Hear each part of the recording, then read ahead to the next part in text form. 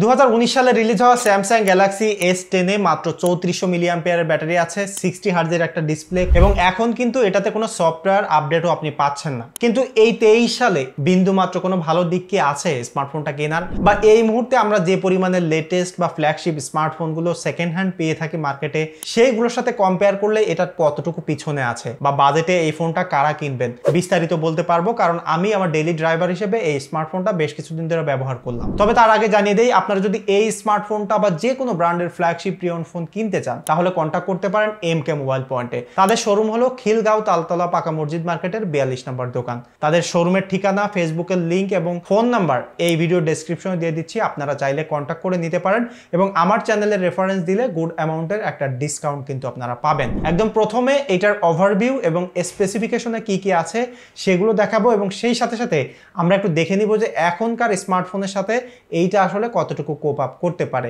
এইটার ফ্রন্টে 6.1 ইঞ্চ একটা অ্যামোলেড ডিসপ্লে আছে এবং এখনকার স্মার্টফোনে স্যামসাং এর স্মার্টফোন যদি দেখেন তাহলে ডাইনামিক 2x অ্যামোলেড পাবেন এবং সেগুলোতে কিন্তু 120 হার্টজ রিফ্রেশ রেট পাবেন। কিন্তু সেইটার সাথে কম্পেয়ার করলে এটা অনেক ব্যাকডেটেড একটা ডিসপ্লে, কিন্তু তারপরেও এটাতে যে সুন্দর কালার রিপ্রোডাকশন আছে সেটা আসলে এখনকার অনেক ফ্ল্যাগশিপ বা অনেক দামি দামি স্মার্টফোনের থেকেও এইটা বহু গুণে ভালো। সো ডিসপ্লের যদি রেজুলেশন কথা বলেন, কালারের কথা বলেন বা সাইজের কথা বলেন, তাহলেও আসলে যথেষ্ট কম্প্যাক্ট এবং খুব প্রিমিয়াম টাইপের একটা ডিসপ্লে 6.1 ইঞ্চ এই ডিসপ্লেটা। এবং এটাতে আপনি কিন্তু গরিলা গ্লাস 6 এর একটা প্রোটেকশন পাচ্ছেন উপরে এবং স্লাইটলি কার্ভ হওয়ার কারণে দেখতে খুবই প্রিমিয়াম লাগে এবং যথেষ্ট প্রোটেক্টেড একটা গ্লাস। এবং 2019 সালেও তারা কিন্তু গরিলা গ্লাস 6 ব্যবহার করেছে এবং এখনকার অনেক ফ্ল্যাগশিপ লেভেলের ফোনগুলোতে আমরা গরিলা গ্লাস 6 দেখতে পাই। তো সেই দিক থেকেও আমার কাছে মনে হয় না এটা একটা ব্যাকডেটেড। বাট যদি বলেন যে রিফ্রেশ রেটের কথা, তাহলে বলবো যে হ্যাঁ, এটাতে রিফ্রেশ রেটের কমতি আছে, বাট এর আগে আপনি যদি হায়ার রিফ্রেশ রেটের কোনো ফোন ইউজ না করে থাকেন তাহলে এটাতে আপনি কোনো প্রকার ইস্যু বা কোনো প্রকার প্রবলেম দেখতেই পারবেন না। এবং এটার ক্যামেরা কাট আউটটা দেখবেন যে একদম ডান সাইডে এবং এটার সাইজটাও যথেষ্ট বড় লাগে। তো যখন 2019 সালে রিলিজ হয়েছিল তখন আমার কাছে খুবই ফিউচারিস্টিক, খুব ড্রিমি একটা ফোন ছিল, বাট এই মুহূর্তে এখনকার ক্যামেরা কাট আউটের সাথে চিন্তা করলে, পজিশনের সাথে চিন্তা করলে মনে হয় যে কত ফালতু একটা ডিজাইন করেছিল স্যামসাং ওই সময়। ডান সাইডে এইরকম জায়গায় কিভাবে তারা ক্যামেরা কাট আউট দিয়ে থাকে। সো সেই জায়গা থেকে আমার কাছে মনে হয় যে 2023 সালে এসে এইটা আপনার কাছে একটু বিরক্তি লাগতে পারে। এবং এই যে ক্যামেরা কাট আউটটা, এর মধ্যে কিন্তু আপনি 10 মেগাপিক্সেলের একটা সেলফি ক্যামেরা পাচ্ছেন এবং এটার যদি ডিসপ্লের নিচের সেকশনে আসেন তাহলে এখানে আলট্রাসনিক একটা ফিঙ্গারপ্রিন্ট পাবেন। ফিঙ্গারপ্রিন্টটা আলট্রাসনিক ফিঙ্গারপ্রিন্ট হওয়ার কারণে এত সুন্দর, ফাস্ট এবং অ্যাকুরেট কাজ করে। এখনকার অনেক ফ্ল্যাগশিপ লেভেলে দেখবেন যে অপটিক্যাল ফিঙ্গারপ্রিন্ট থাকে, তো সেইগুলো থেকে এটা খুবই ফাস্ট এবং সিকিউর হয়ে থাকে। 2019 সালেও এত সুন্দর ফ্ল্যাগশিপ লেভেলের একটা ফিঙ্গারপ্রিন্ট স্যামসাং ব্যবহার করেছিল, 2023 সালে এসে এখনকার সময়ে একদম সম্পূর্ণ আপ টু ডেট লাগে। এবং এটার যদি ব্যাক সাইডে দেখেন তাহলে দেখবেন যে 3টা ক্যামেরা সেটআপ। তো 3টা ক্যামেরা সেটআপ এখনকার সময়ে যে কোনো আমরা যদি একটা স্মার্টফোন কিনতে চাই, একটা মেইন সেন্সর দরকার, একটা টেলিফটো, একটা আলট্রা ওয়াইড, এবং সেই 3টা সেন্সরই কিন্তু এখানে আছে। কারণ এখানে মেইন সেন্সর আছে 12 মেগাপিক্সেলের একটা 52 mm এর টেলিফটো লেন্স আছে যেটাও 12 মেগাপিক্সেলের এবং একটা আলট্রা ওয়াইড সেন্সর আছে সেটা 16 মেগাপিক্সেলের। সো ক্যামেরা সেন্সরের কথা বললেও এখানে কিন্তু কমতি নাই। সেই সাথে সাথে এক্সট্রা একটা ফিচার আছে, এটার যে হার্ট রেটের সেন্সরটা আছে সেটা থাকলে আমার কাছে মনে হয় যে একটা মানে মেডিকেল কিট নিয়ে ঘুরে বেড়াচ্ছি, কারণ এই যে সেন্সরটা আছে এটা দিয়ে আপনি আপনার হার্ট রেটটা মাপতে পারবেন, আপনি কতটুকু রেগে আছেন, স্ট্রেস টেস্ট করতে পারবেন এবং ব্লাডে অক্সিজেনের লেভেলও মেপে ফেলতে পারবেন। সো এটা থাকলে আমার কাছে মানে আমি যতদিন ইউজ করতে যে আমার কাছে মনে হচ্ছে যে আমি খানিকটা স্বাস্থ্য সচেতন হয়ে গেছিলাম। তো আমার কাছে মনে হয় যে 2023 সালে এসে এই ফিচারগুলো আসলে স্মার্টফোনে ইমপ্লিমেন্ট করা জরুরি, কারণ এখন কিন্তু আমাদের সাথে সবসময় স্মার্টফোন থাকে এবং ডেইলি লাইফে অলওয়েজ আমরা স্মার্টফোন ছাড়া চলিই না। তো সেইটা যদি আমাদের হেলথ রিলেটেড কাজে আসে তাহলে কিন্তু খুবই গুরুত্বপূর্ণ এবং খুবই হেল্পফুল হবে রিয়েল লাইফে অ্যাকচুয়ালি ইউজ করার মতো কিছু ফিচার। এবং যে ক্যামেরার আপনি এখানে বামটা দেখতে পাচ্ছেন সেটা কিন্তু খুবই স্লিম এবং খুব বডির সাথে লেগে থাকে এবং এটা অনেকের কাছে ভালো লাগতে পারে, আবার কারোর কাছে ভালো নাও লাগতে পারে। এবং এটা যে ব্যাক আছে সেই ব্যাকটা কিন্তু গরিলা গ্লাস 5 এর প্রোটেকশন এবং এই গ্লাসটা কিন্তু কার্ভ গ্লাস এবং এটার ফ্রেমটা কিন্তু অ্যালুমিনিয়ামের। এবং এর যে টাইপ সি চার্জিং পোর্ট দেখতে পাচ্ছেন এখানে, সেটা কিন্তু 15 ওয়াট পর্যন্ত চার্জ করতে পারে এবং এখনকার সময়ে আসলে একটু বেশি স্লো হয়ে যায়, সেই দিক থেকে একটু কম্প্রোমাইজ আছে। বাট এখানে আপনি 3.5 mm এর একটা হেডফোন জ্যাক পাচ্ছেন।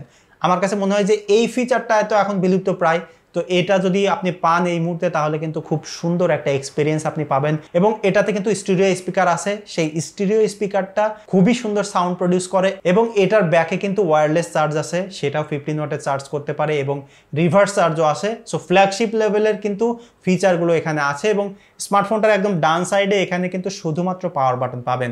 এখনকার স্যামসাং এর ডিজাইন ল্যাঙ্গুয়েজ চেঞ্জ হয়েছে, বাট ওই সময় আসলে এই সাইডে শুধু পাওয়ার বাটন ছিল এবং তার বাম সাইডে আপনি দেখতে পাবেন উপরে ভলিউম বাটন এবং নিচে একটা ডেডিকেটেড বাটন। এই বাটনটা দিয়ে ভয়েস অ্যাসিস্ট্যান্ট আপনি অ্যাক্সেস করতে পারবেন এবং তারপরে আরেকটা ফিচার আছে, আপনি যদি ডাবল প্রেস করেন তাহলে বিভিন্ন অ্যাপস সেট আপ করে নিতে পারবেন, সেটা দিয়ে আপনি বিভিন্ন অ্যাপস ওপেন করতে পারবেন। আমি এখানে ফ্ল্যাশ লাইট দিয়ে রেখেছি, দেখতে পাচ্ছেন যে আমি যদি ডাবল ক্লিক করি ফ্ল্যাশ লাইট জ্বলতেছে। তো সেটাও একটা গুড ফিচার এই মুহূর্তে। আমার কাছে মনে হয় যে বাটনের পজিশনটা একটু যদি উল্টাপাল্টা, কিন্তু এখন যদি এই স্মার্টফোনটা আপনি ব্যবহার করতে থাকেন তাহলে আর প্যারা হবে না। এবং স্মার্টফোনটার একদম উপরে এখানে কিন্তু সিম স্লট রয়েছে এবং সেই সাথে সাথে একটা এসডি কার্ডও কিন্তু ব্যবহার করতে পারবেন। সো এখানে কিন্তু অলমোস্ট স্মার্টফোনটাতে কোনো কিছু তেমন কমতি নেই, আরও বেশ কিছু ভালো দিকও আছে এবং সামান্য কিছু স্যাক্রিফাইস আছে। এবং ওভারঅল যদি ডিজাইনের কথা বলেন, স্পেসিফিকেশনের কথা বলেন, আমি বলবো যে 2023 সালেও খুবই ওয়েল বিল্ড, কম্প্যাক্ট এবং প্রিমিয়াম একটা স্মার্টফোন অনেকেরই ভালো লাগবে। এবং ডিজাইন যাদের ভালো লাগে না তাদের তো আসলে জোর করেও ভালো লাগানো যাবে না, বাট আপনার যদি বাজেট কম থাকে এরকম একটা স্মার্টফোন আপনি কিনতে চান বা কিনে ফেলেন, ডেফিনেটলি এটা আপনার ভালো লাগবে, খুবই ভালো এক্সপিরিয়েন্স পাবেন এটার মাধ্যমে। এবং এটা যদি পারফরমেন্সের কথা বলি, এটাতে কিন্তু স্ন্যাপড্রাগনের 855 এর একটা প্রসেসর, যেটা 5G না, এটার একটা 5Gও ভেরিয়েন্ট পাওয়া যায়, বাট আমার এটা 5G না। এবং এই যে 855 এর যে প্রসেসরটা, সেটা কিন্তু 2019 সালের একটা ফ্ল্যাগশিপ প্রসেসর, 2023 সালে এসেও যথেষ্ট ভালো পারফর্ম করে। এবং আমার কাছে যেটা মনে হয় যে স্মার্টফোনের যে প্রসেসর সেগুলো কিন্তু একটা ম্যাচিউরড লেভেলে চলে গেছে, যে জায়গায় এসে আসলে আমরা ডেইলি লাইফে যেসব কাজকর্মগুলো করি বা গেমিংগুলো করি সেগুলো আসলে যথেষ্ট ক্যাপাবল এই কাজগুলো করার জন্য। এবং এখনকার স্মার্টফোনে আসলে অত বেশি হাই এন্ডের প্রসেসর দরকার না, যেগুলো দরকার সেটা হচ্ছে যে better camera processing, better AI, better optimization, এইগুলোই আসলে দরকার। এবং এই যে 855 এর যে প্রসেসর সেটার সাথে কিন্তু এটাতে পেয়ার করতেছে 8GB র্যাম এবং 6GBরও একটা ভেরিয়েন্ট পাওয়া যায়, বাট আমি এটা ইউজ করতেছি 8GBর ভেরিয়েন্ট। সো 8GB সাথে 855 এর একটা প্রসেসর এবং One UI 4.1 চলতেছে, এটাতে কিন্তু অ্যান্ড্রয়েড 12 এখন চলতেছে, এটাতে কিন্তু আর কোনো আপডেট 13 বা 14 পাওয়ার পসিবিলিটি নাই। এবং 12 এর সাথে যে কম্বিনেশনটা আছে সেটা One UI এর সাথে দারুণ একটা এক্সপিরিয়েন্স পাওয়া যায়, কোনো হ্যাং ল্যাগ থাকে না। এবং এই স্মার্টফোনটাই কিন্তু প্রথমে স্যামসাংয়ের One UI ইন্ট্রোডিউস করেছিল এবং One UI আসার পরে আসলে স্যামসাং অ্যান্ড্রয়েডের যে একটা এক্সপিরিয়েন্স সেটাকে কিন্তু একটা রেভলিউশনাইজ করেছে বলা যায়, কারণ এত সুন্দর লাইট ওয়েট এবং এত সুন্দর সিমলেস স্মুথ এক্সপিরিয়েন্স এটার মাধ্যমে পাওয়া যায়। এবং এটাতে আমি গ্রাফিক্স টেস্ট করেছি, সেটা আপনারা রেজাল্টটা দেখতে পাচ্ছেন, এবং বেঞ্চমার্ক করেছি। তো গ্রাফিক্স টেস্টে আমি যেটা দেখেছি যে এখনকার সময়ে যদি 888 এর সেন্সরের কথা বলি, সেইগুলোর সাথে যদি আপনি পারফরমেন্সের কথা চিন্তা করেন, বা আমি এর আগে তো S20 সিরিজে ফোন চালাইছি স্যামসাং, বা S21 সিরিজের সাথে মানে ইউজ করেছি, সেইগুলোর সাথে যদি পারফরমেন্সের কথা বলা হয় তাহলে 70% আপ পারফরমেন্স এটার মাধ্যমে আপনি পাবেন। অর্থাৎ কোনো প্রকার স্লো আপনার কাছে মনে হবে না, এবং আপনি যদি গেমিং করতে চান তাহলেও গেমিং করতে পারবেন। আমি মডার্ন কম্ব্যাট 5টা খেলেছি মাল্টিপ্লেয়ার মোডে এবং সেখানে যথেষ্ট ভালো পারফরমেন্স পেয়েছি এবং আহামরি হিটও হয় না, বাট যদি মোবাইল ডাটা ইউজ করেন তাহলে হিট হয়। এবং হিটিংয়ের কথা বলতে যে মনে পড়লো সেটা হচ্ছে যে আপনি যদি এটা ক্যামেরা ইউজ করেন এবং মোবাইল ডাটা ইউজ করে যদি স্ট্রিমিং করেন বা হেভি ইউজ করেন তাহলে যথেষ্ট গরম হয়, বাট যদি লাইট ইউজ করেন, নর্মালি সোশ্যাল মিডিয়া ব্রাউজ করেন, হালকা গেমিং করলেন এবং যদি একটু ক্যামেরা ইউজ করলেন তাহলে আপনাকে এটা হিটিং ইস্যু দেখাবে না। পারফরমেন্সের দিক থেকে এটাকে পিছনে ফেলা যায় না, খুবই সুন্দর ওয়েল পারফর্মড একটা স্মার্টফোন আমার কাছে মনে হয়েছে। এবং এটা যদি ক্যামেরাতে আসি তাহলে একটু সারপ্রাইজ হতে হয় যে 2019 সালে স্যামসাং এত ভালো ক্যামেরা সেট আপ দিয়েছে, যেটা 2023 সালে এসেও সুন্দর পারফর্ম করতেছে, যথেষ্ট ভালো পিকচার পাওয়া যায়। মেইনলি এটার যে মেইন সেন্সর আছে এবং ওয়াইড সেন্সর আছে সেটা দিয়ে আপনি যে কোনো সিনারিওতে হাই ডাইনামিক রেঞ্জে ছবি তুলতে পারবেন। এবং আমি এটা ডাইনামিক রেঞ্জ দেখে সত্যি সারপ্রাইজ হয়েছি। 2023 সালে যেসব স্মার্টফোন পাওয়া যায় সেই সব স্মার্টফোনের সাথে ডাইনামিক রেঞ্জে এটা টেক্কা দিতে পারবে বা সেটার সাথে কোপ আপ করতে পারবে। অ্যাটলিস্ট আমি দেখেছি যে একদম হাই ডাইনামিক রেঞ্জ সিচুয়েশনে একদম ফেসটাকে এক্সপোজ করেছে বা ডার্ক এরিয়াতে এক্সপোজ করেছে এবং প্রপারলি একদম হাইলাইট এরিয়াতে এক্সপোজ করেছে, যেটা আমি এমন দেখেছি যে চোখেও ভালো দেখতে পাচ্ছি না বাট ক্যামেরায় দেখা গিয়েছে। এবং এইটার আপনি যদি ছবির কোয়ালিটির কথা বলেন, খুবই সুন্দর ছবির কোয়ালিটি তার মাধ্যমে পাওয়া যায়। এবং এটা যদি নাইট মুডের কথা বলা হয়, নাইট মুডেও দারুণ দারুণ ছবি আপনাকে দিবে।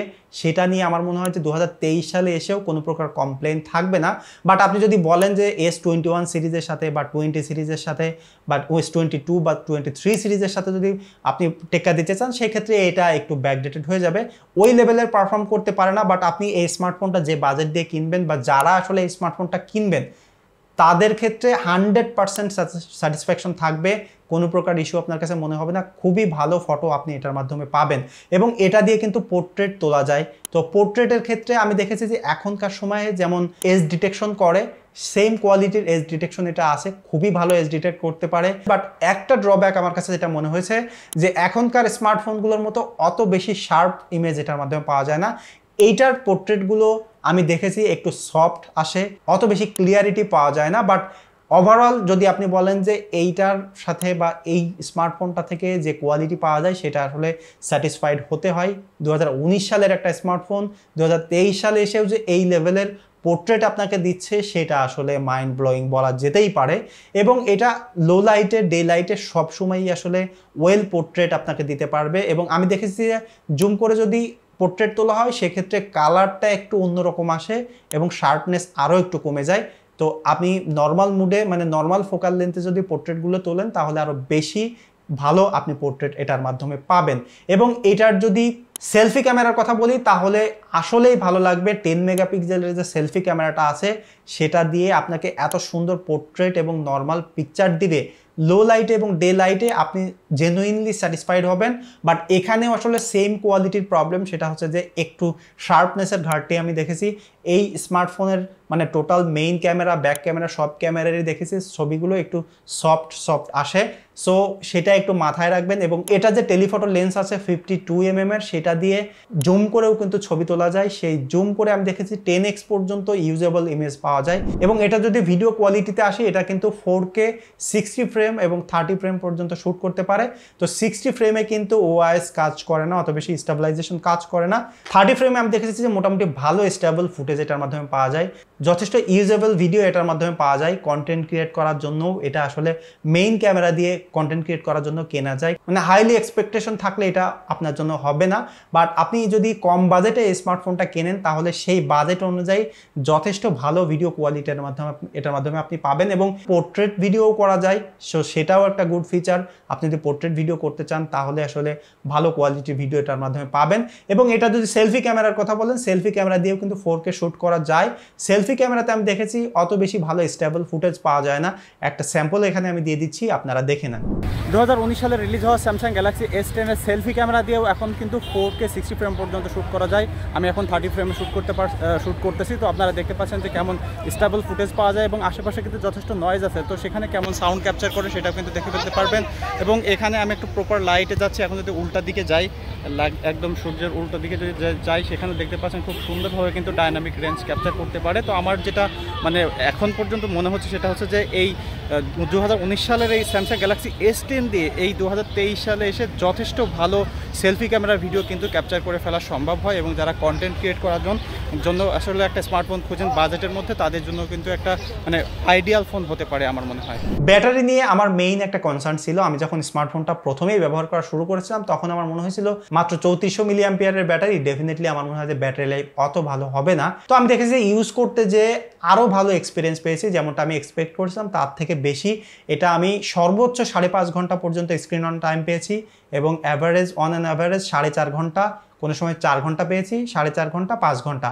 তো এটা আসলে ডিপেন্ড করতেছিল যে কী ধরনের ইউজ করতেছিলাম। যেমন আমি যেদিন হেভি ইউজ করে ক্যামেরা ইউজ করেছি, মোবাইল ডাটা দিয়ে স্ট্রিমিং করেছি, লাউড স্পিকারে আমি ভিডিও দেখেছি ইউটিউবে, সেক্ষেত্রে আমি দেখেছি যে 4 ঘন্টা স্ক্রিন অন টাইম আমাকে দিয়েছে। এবং যেদিন আমি একটু মডারেট ইউজ করলাম, জাস্ট ছবি তুলেছি এবং সোশ্যাল মিডিয়া ব্রাউজ করেছি এবং হালকা হালকা ভিডিও দেখেছি, সেদিন দেখেছি যে 5 ঘন্টা 5.5 ঘন্টা আমাকে স্ক্রিন অন টাইম দিয়েছে। এবং এটা স্ট্যান্ড বাইও খুবই ভালো ছিল। সো যারা লাইট ইউজার তাদের জন্য একটা দিন খুব ভালোভাবে পার করে ফেলতে পারবেন। বাট যারা হেভি ইউজার তাদের আসলে দিনে 2 বার চার্জ দিতে হবে।